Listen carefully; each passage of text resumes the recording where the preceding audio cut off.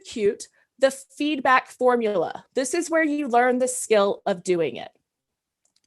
So what is the feedback formula? I'm going to share 3 parts of the formula, right? These are the 3 pieces that make up effective reinforcing feedback.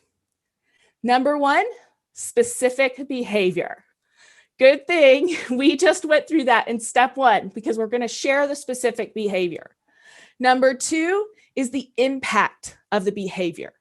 The so what? Why does this matter? What is the helpful or positive impact or result from doing that behavior? This is the contribution. This is the so what. Why does this matter?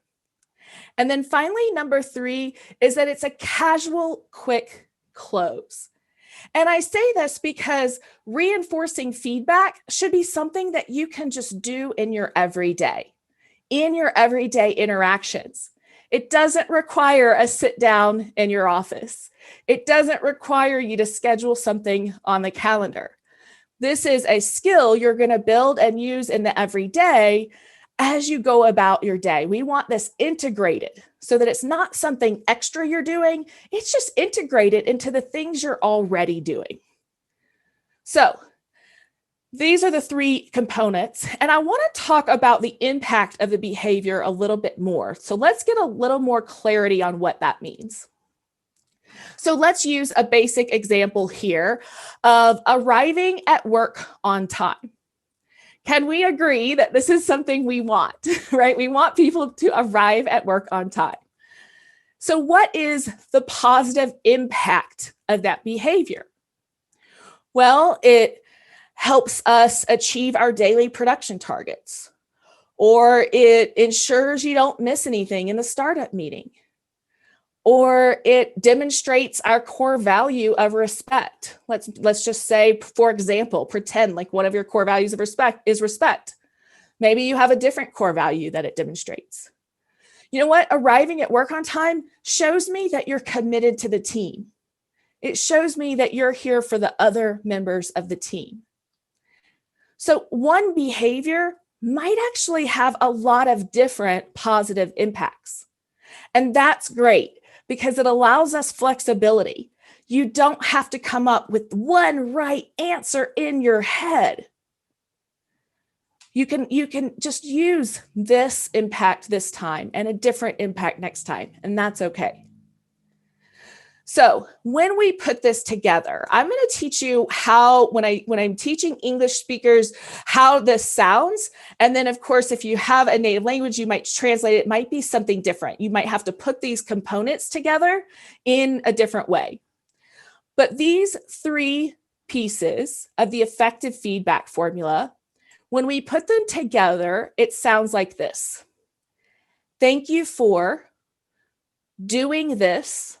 It causes that. I appreciate it. So thank you for doing this specific behavior.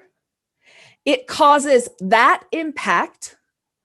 I appreciate it, as your casual quick close. So what does this sound like? Well, let's look at a few examples. So let's say that the improvement behavior I want, right? So I've made my list, right? I've made the list of the core vets that I want to be on the lookout for. And I said, you know what? We're really having a problem completing our machine maintenance. So I've talked to everybody about it. I've taught everybody. I've shown them where the forms are. I've shown them what the activities are. They know how to do this, right? And they know that it's an expectation. So now when I see somebody follow through and do this action that I want them to do, I can say, hey, thank you for completing the daily machine maintenance consistently. It keeps machines running so we can deliver on time for the customer. I really appreciate you. Just taking those few seconds to acknowledge that will change everything. And as you're trying to get people to adopt this behavior, they're going to adopt it more frequently because you're seeing the good times.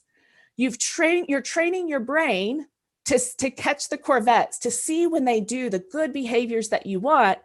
And now you're recognizing it. So let's look at a couple of other examples.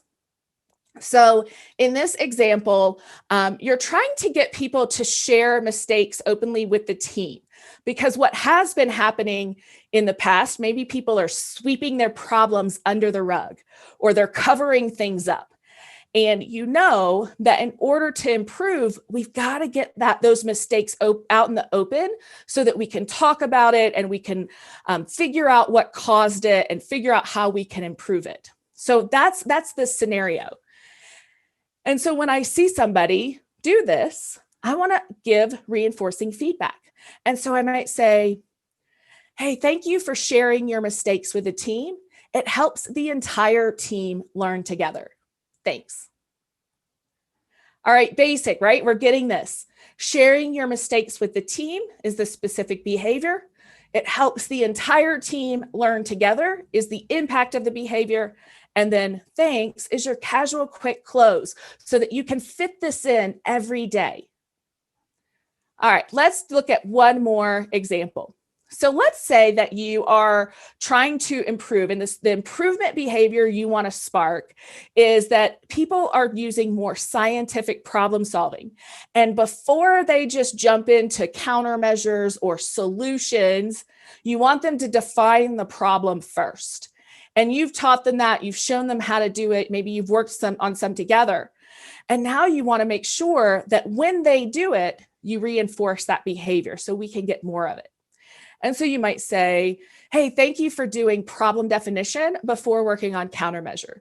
It prevents us from wasting energy on the wrong problem. Thanks.